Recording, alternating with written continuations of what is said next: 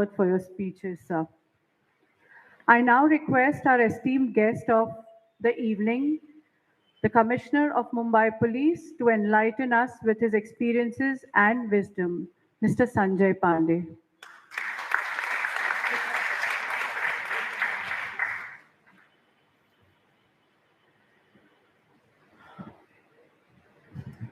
Good evening everybody.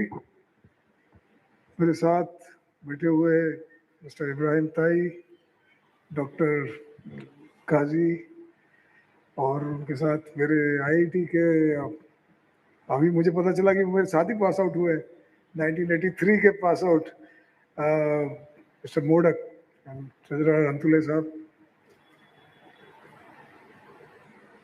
पता नहीं शायद इब्राहिम साहब जब आए होंगे और जब मेरे पास आए तो मैंने एक समय भी, एक क्षण भी नहीं लगाया और मैंने कहा मैं आ जाऊंगा। उनको विश्वास नहीं हुआ, वो रुक गए थे। आपको ध्यान होगा, आप रुक गए थे। सब आपको इस बात का इल्म ना हो, लेकिन मुझे इस बात का इल्म जरूर है। आज मैं जो यहाँ खड़ा हूँ और जो अगर आपने किसी चीज की बात की तो मेरी नींव बनी है ऐसी ऐसी ऐसी जगह से जिसको मैं भुला नहीं सकता। 7 दिसंबर को मैं धारावी पहुंचा था। उस वक्त कुछ हादसे पूरे देश भर में चल रहे थे और लोग कहते हैं कि हमने बहुत बड़ा काम किया। आज मोहतरमा यहाँ बैठी हैं हमारे मोहल्ला कमेटी की। हमने मोहल्ला कमेटी सबसे पहले धारावी में बनाई। बाद में ठीक है, हमारे वाकर खान साहब थे जिन्होंने स्लोगन दिया हम सब एक हैं, जिन्होंने बड़ा सा एक पोस्टर बनाया जो आज की तारीख में भी है। वो हमारे समय में हुआ। ठीक है, मैं ये नहीं कहता किसी और ने उसको ले लिया, लेकिन मैं कहता हूँ जो जिस नींव जो मेरी बनी और जिसके बारे में आज बहुत से पत्रकार, बहुत से सिटीजन्स बात करते हैं, वो साहब धारावी की ज़मीन से बनी। और धारावी की ज़मीन में मेरे हिसाब से हर समाज के लोगों की वजह से बनी। ये सिर्फ एक पर्टिकुलर समाज की वजह से नहीं, और उस समाज और सारे लोगों का मैं शुक्रगुजार हूँ। ये तो मैंने सोचा भी नहीं था, मैं तो एक्चुअली अपना डायरेक्टर जनरल के बाद अपने घर चला गया था साल से महीने भर की छुट्टी लेके, थिंकिंग कि भाई अब हुआ, बहुत हो चुका, अब शायद मुझे वापस नौकरी शायद करने की जरूरत नहीं पड़ेगी। लेकिन जैसा इब्राहिम साहब ने कहा, शायद दुआएं लगी, शायद दुआएं होंगी, तो मैं वापस आया। और मेरे लिए बहुत एक गर्व की बात है कि जिस सिटी में मैं थोड़े हादसे बताना चाहूँगा साहब। मैं उस वक्त कंप्यूटर विंग का डीसीपी हुआ करता था। 1990 में मैं यहाँ बुलाया गया था। मैं बैठा हुआ था, एक कंप्यूटर का टेंडर का एलोकेशन कर रहा था। उस वक्त हमारे डायरेक्टर जनरल हुआ करते थे मिस्टर राम मूर्ति साहब। उनका फोन आता है कि साहब आप जो है धारावी चले, तो आप जाके बापट साहब थे, डीजी सीपी हुआ करते थे, आप उनको रिपोर्ट करिए। अब मैं तो एक्चुअली बॉम्बे सिटी का नहीं था, तो मैं साहनी साहब हमारे आईजी हुआ करते थे। मैंने उनसे कहा कि सर ये इस तरह का आदेश है, तो आप बताएं मैं क्या करूं। मैं तो बीच में हूं, कंप्यूटर विंग का डीसीपी था। तो वहां से मेरी ये जर्नी शुरू हुई। रात को करीब 12:30 बजे मैं धारावी पहुंचा। और धारावी के बारे में आपको वाक्य बताना चाहूँगा। मतलब ये समझ भी नहीं आता था कि ये हो क्या रहा है। मतलब कोई छत के ऊपर चढ़ा है तो कोई रास्ते में भाग रहा है। बड़े बड़े जन समूह सब तरफ से एक दूसरे के ऊपर वार कर रहे हैं। ऐसे समय में आज कुछ शख्सियत को मैं यहाँ पर बताना चाहूँगा। एक जनाब फारूक शेख साहब थे, जो बहुत बड़े एक एक्टर थे, जिनको आप लोग जानते होंगे।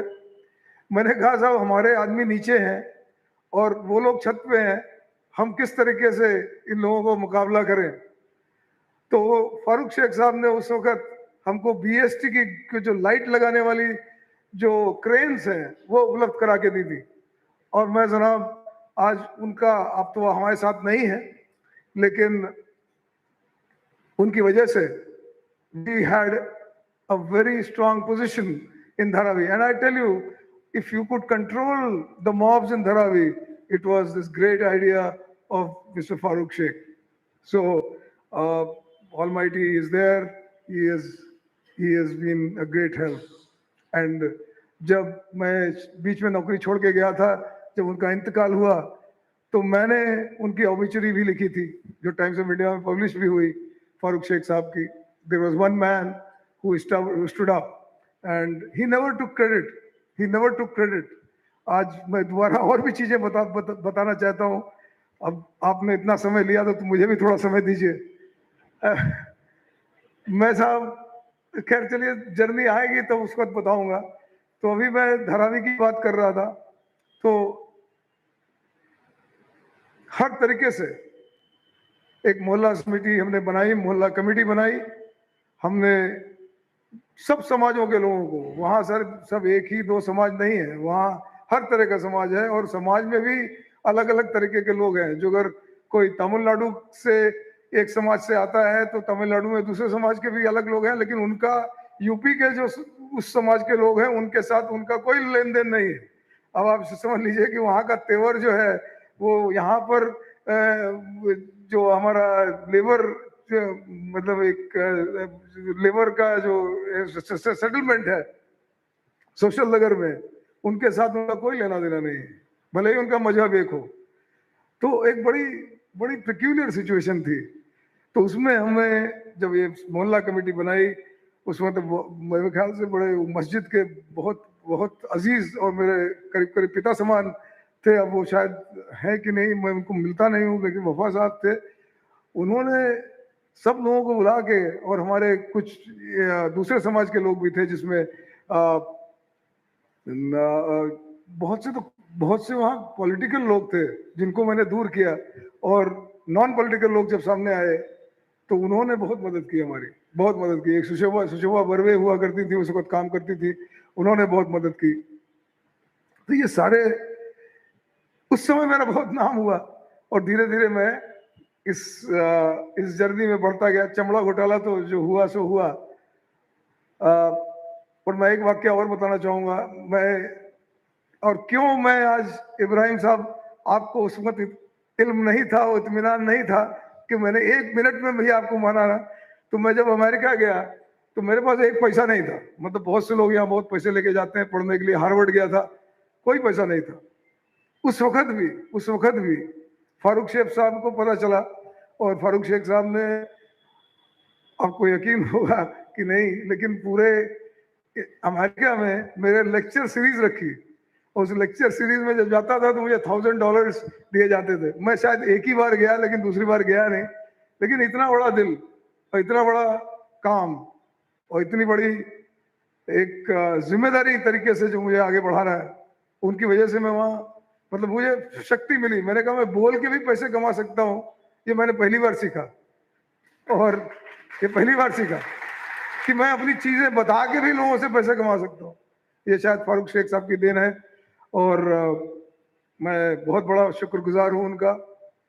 बहुत से लोग मुझे मिले इस जर्नी में. इतना आसान नहीं है कि आज, मतलब मैं जो अगर मुंबई में आया हूँ तो शायद यहाँ के यंग लोग, हमारे चौहान साहब हैं यहाँ बैठे हैं, अब इनको शायद इस चीज़ में अभी नए लोग हैं, लेकिन ये बहुत मुश्किल जर्नी रही है, बहुत मुश्किल जर्नी रही है. खेरवाड़ी में मेरा हेडक्वार्टर होने के बाद करीब बड़े से एक्शंस हमने लिए. उस वक्त एक पर्टिकुलर तरह का पॉलिटिकल एक्टिविज्म था, वो हमने संभाला. हमारी मोहल्ला कमेटी के लोगों ने हमें बहुत मदद की, और समाज की वजह से, लोगों की वजह से ही आगे बढ़ सके, नहीं तो हम आगे बढ़ नहीं सकते थे किसी भी तरीके से. कल मेरे को किसी ने बताया था, एक प्रेस क्लब का फंक्शन था.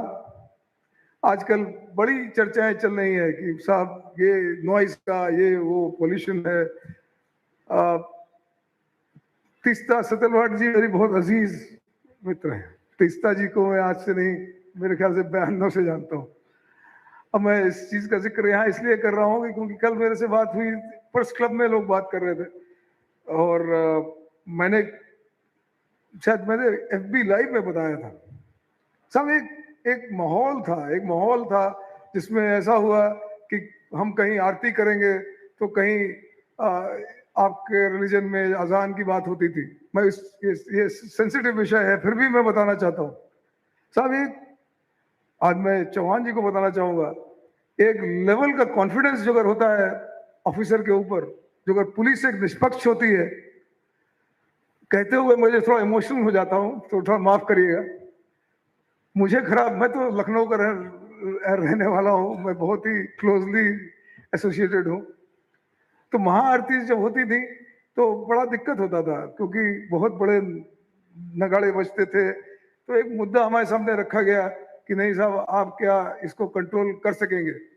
तो मैंने उस वक्त एक मशवरा, निर्मल नगर में एक हरी मस्जिद है, आप जब रोड से जाते हैं, तो मैंने उनका और कुछ लोगों को बुला के कहा देखिए भाई ऐसा है कि आप हमारी बात सुनेंगे क्या। एक बार बात हुई, दूसरी बार बात हुई, आपको यकीन नहीं होगा लेकिन मुझे कहते हुए ये लगता है कि मेरे एक जुमले पर, एक आश्वासन पर उन्होंने अपने लाउडस्पीकर उस वक्त बता रहे थे आज की तो बात आप बहुत बात की बात है। तो मैं कहता हूं कि ये सब चीजें इस समाज की वजह से बाद में क्या हुआ मुझे नहीं पता, लेकिन मेरे एक जुमले पर, एक आश्वासन पर, एक दर्शन पर, आरतियां तो मैंने नहीं होने दी। साथ ही साथ उन्होंने, आप हरी मस्जिद के लोगों ने, उसके बाद में बाजू की मस्जिद थी, सबने सपोर्ट किया। लेकिन वो कब, जब उनको मेरे और मेरी पुलिस पर विश्वास था कि हम आपके साथ हैं।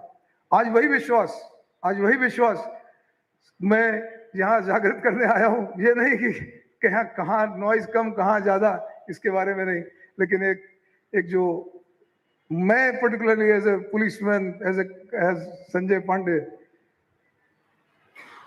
ये सब आप लोगों की वजह से मैं यहाँ खड़ा हूँ, नहीं तो यहाँ खड़ा नहीं हो सकता। खड़े होने की और मैं दिल से ये बात कह रहा हूँ, इसमें एक पैसे का भी किसी तरह का कलरिंग नहीं है। तो मैं आगे बढ़ता हूँ। तो इसी माहौल में हम आगे चलते रहे और एक मुकाम ऐसा आया कि मतलब बम्बई में मैं रहता रहा, बम्बई से कभी छोड़ के गया नहीं। बम्बई में मेरे ट्रांसफर्स हुए, लेकिन मेरे पास भगवान की दया से, जैसे मोडक साहब के साथ है, I had a degree. So I said, look, I don't care. If I get a work of mine, my type, I'll work. And today I'm saying this openly. If I get a work of my understanding, my liking, I will work. Otherwise, you cannot just force me. You cannot just force that you should go take up a particular job. When a particular job was given, मैं बहुत बड़ी जगह में था, prime minister security में था, जबकि उस वक्त अटल जी थे। मैंने वहीं से नौकरी छोड़ी थी।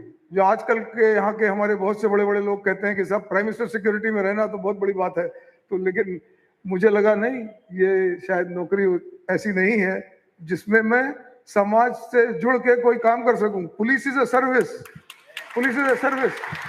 और वो सर्विस आज आप लोगों की दुआएं होंगी, बहुत से लोगों के, जैसे साहब इब्राहिम साहब ने कहा कि शायद आशीर्वाद होंगे। नहीं तो ये तो मैंने सोचा भी नहीं था ये कि मैं बॉम्बे का, आप लोगों ने तो बड़े से वाक्य पढ़े होंगे किस तरीके से यहाँ पहले कुछ लोग आए और गए।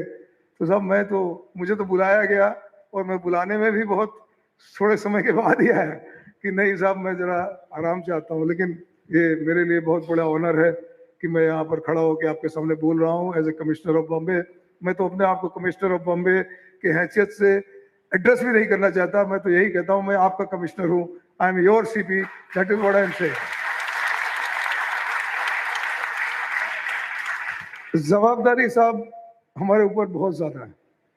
क्या आपने, काजी साहब ने कहा, इब्राहिम साहब ने भी कहा, समय तो हमेशा ही खराब था। ऐसा कहीं नहीं है कि समय अभी खराब है कि आगे खराब है। तो इसलिए जवाबदारी बहुत बड़ी है। लोगों ने कहा एक्सटेंशन हो जाएगा, कुछ कहते हैं कि समय कम है। मैं सबको बताना चाहता हूँ हमारे आईआईटी के के मित्र यहाँ बैठे हुए हैं, सब हमको 3 ही महीने के अंदर किसी भी सब्जेक्ट की पूरी एक तरीके से जैसे कहते हैं पूरी मास्टरी करनी होती है। मोडक साहब, आप तो मानेंगे कि हर सेमेस्टर में नया कोर्स होता था और उस सेमेस्टर में वो कोर्स होने के बाद उसका दूसरे सब्जेक्ट दूसरे सेमेस्टर में वो कोर्स होता नहीं था। तो हम 3 महीने में आईआईटी में ट्रेनिंग है कि 3 महीने के अंदर आपको एक्सेल करना है। आज ये ऊपर वाले का शायद हुक्म है कि आज 3 महीने जो मेरे पास अब बचते हैं, शायद उसमें this is a semester that I am looking at. इसलिए कोई भी कसर नहीं छोड़नी, क्योंकि दोबारा ये मौका नहीं आने वाला कि आपको दोबारा कोर्स रिपीट करना पड़ता था आईआईटी में, तो मैं रिपीट करने वाला नहीं हूँ साहब। इसी में भी ट्राई टू एक्सेल, इसी में भी try to get A grade. जैसा कि मोडक साहब समझ रहे होंगे, we have to make sure that you do this in 3 months। मतलब कई सब्जेक्ट, मटेरियल साइंस का सब्जेक्ट है हमने शायद एक ही बार किया है, मेटलर्जी के सब्जेक्ट एक ही बार किए हैं, तो वो 3 महीने में होते हैं। और जो कोई ये माने कि नहीं 3 महीना छोटा पीरियड है, मैं नहीं मानता। 90 दिन बहुत बड़ा पीरियड है, अभी रहते हुए 90 दिन बहुत बड़ा पीरियड। आपने तो अभी 30 दिन ही देखे हैं। शुरुआत मैंने क्यों की ऐसी, मैं डीजी था, जो साहब ने बताया, मैंने कांस्टेबल लोगों को, और डीजी का काम क्या है, डीजी का काम पॉलिसी है। मेरे पास 2 लाख लोग थे और बड़े से सीनियर ऑफिसर शायद मेरे से बहुत ज्यादा जुड़े नहीं थे, क्योंकि मैंने 2 लाख लोगों के लिए काम करने की शुरुआत की।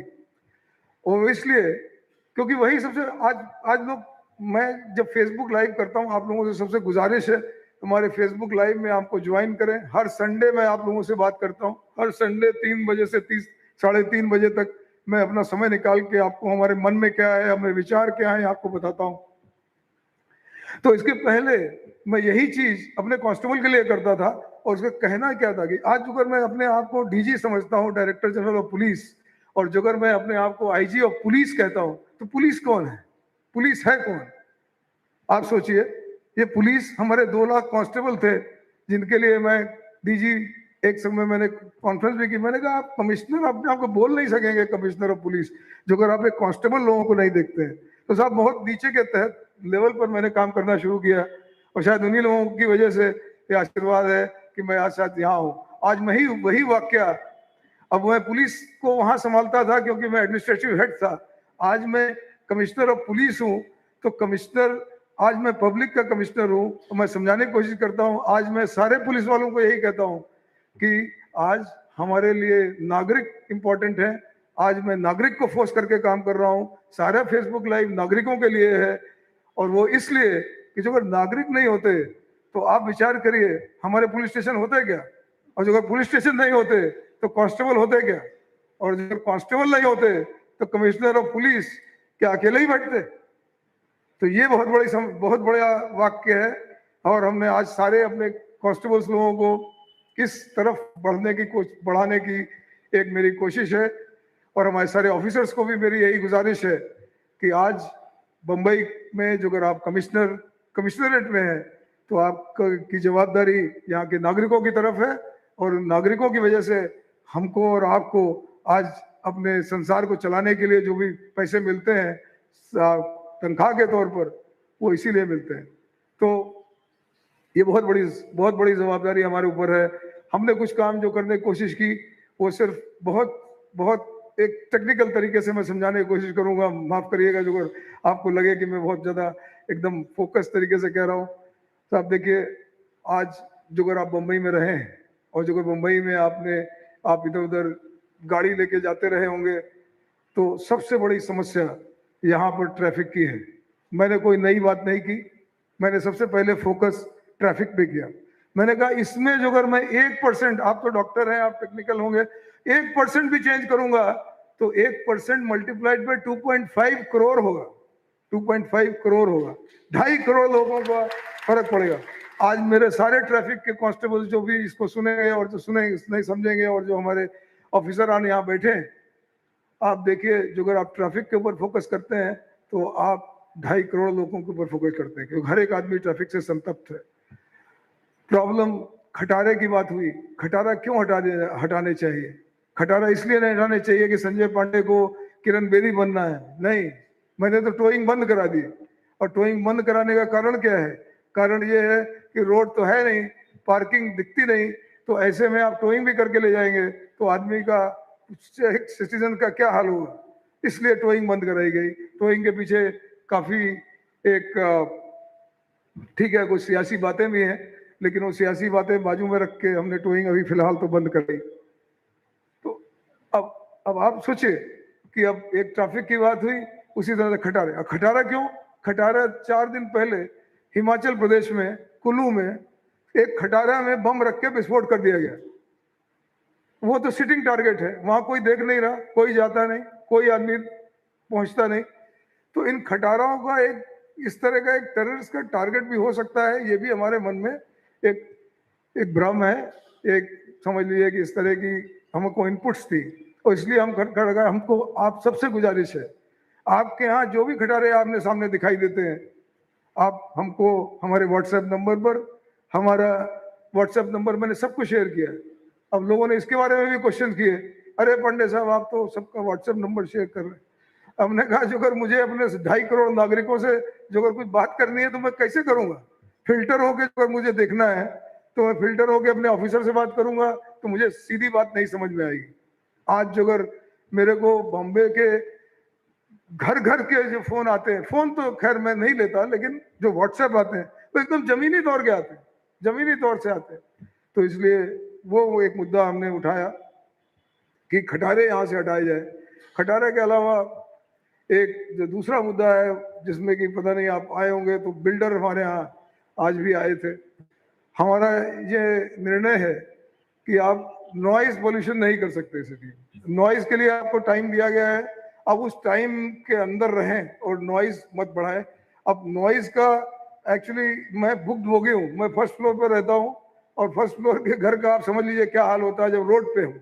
4 बंगले की रोड पे रहता हूँ मैं, यहाँ मुंबई में, साउथ बॉम्बे में साहब नहीं रहता। तो 4 बंगले में इतना इतना कोलाहल होता है कि आप रात को सो नहीं सकते। तो मैंने तो पैसे थे तो मैंने डबल ग्लेज के ग्लासेस लगाए। रात को साहब रेसिंग होती है। बच्चों को आप समझाइए, आप लोगों के पास पैसे हैं, बच्चे खर्च करते हैं, रात को एक्सीडेंट होगा, आपको हॉस्पिटल जाना पड़ेगा, मानने को तैयार नहीं। हम बार बार उनको कह रहे हैं, हम उनकी गाड़ियां जब्त कर रहे हैं, उनके खिलाफ केस कर रहे हैं, लेकिन वो समझने को तैयार नहीं। लेकिन तो इसको एड्रेस करना तो मेरा पर्सनल एक्सपीरियंस था कि भाई ये रात की रेसिंग और ये तो बंद होनी चाहिए और ये नॉइज खत्म होनी चाहिए।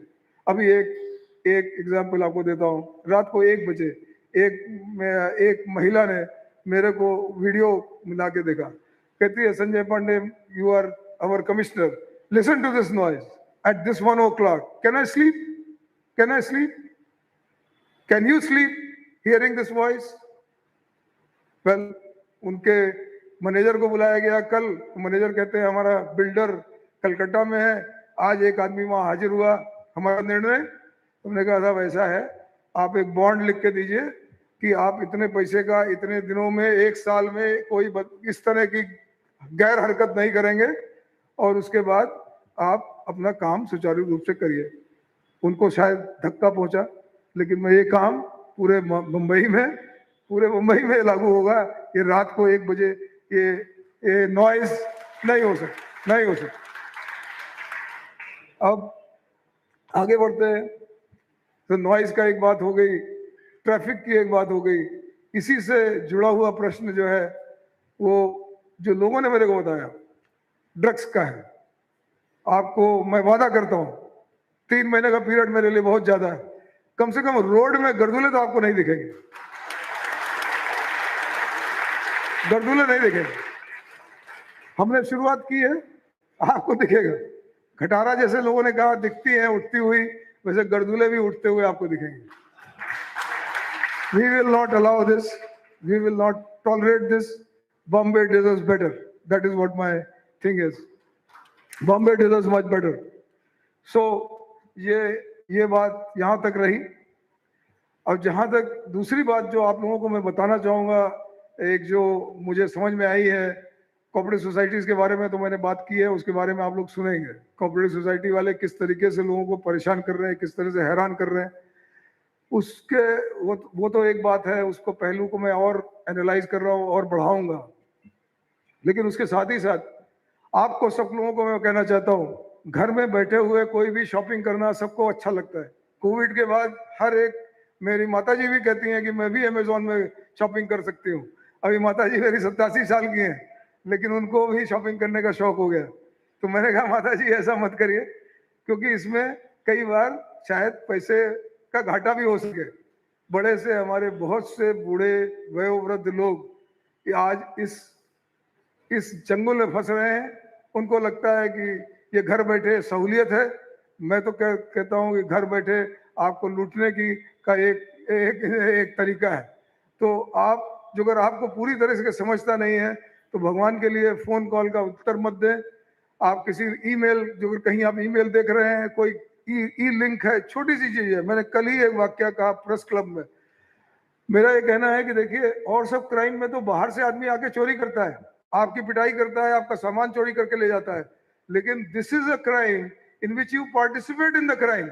तो एक सीनियर ने मेरे से पूछा, ये कैसे बोल रहे हैं आप, हमारा बैंक का बैलेंस उस आदमी ने चोरी कर लिया, आप कहते हैं कि नहीं साहब हमने पार्टिसिपेट किया। हमने कहा आपने ही तो केवाईसी दिया, आपने ही तो पिन नंबर दिया, आपने ही कार्ड नंबर दिया, तो फिर आप सहभागी नहीं तो क्या हम सहभागी है? वो सब तो देखिए, ये बहुत सोचने की बात है। ये साइबर क्राइम थोड़ा अलग है। साइबर क्राइम और मुंबई में बहुत बढ़ रहा है, बहुत बढ़ रहा है।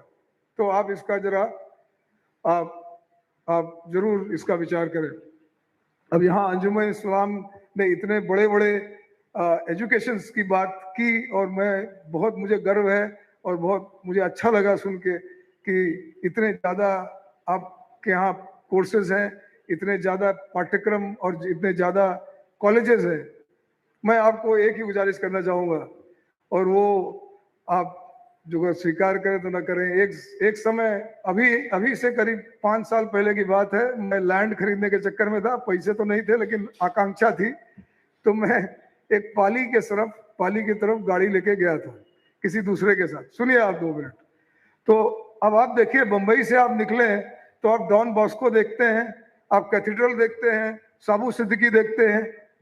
हमें पाली में जो वाक्य देखा वो ऐसा था कि एक पेड़ था, पेड़ के नीचे 5, 6, 10, 15 लोग बैठे थे और एक बहुत ही जागरूक टीचर उनको पढ़ा रहा था। तो मैं गाड़ी रोक के उतर गया। मैंने कहा चलो देखते हैं।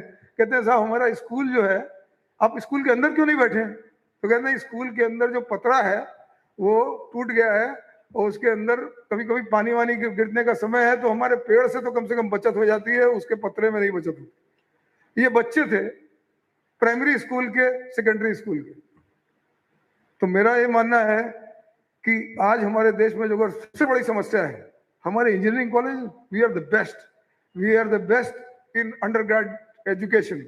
ग्रेजुएट एजुकेशन शायद कम होगी, लेकिन undergrads I think world में we are probably the best. AIIMS doctor के लिए, एफएमसी डॉक्टर के लिए, then IITs and also NIITs and also certainly regional and local colleges which are very good.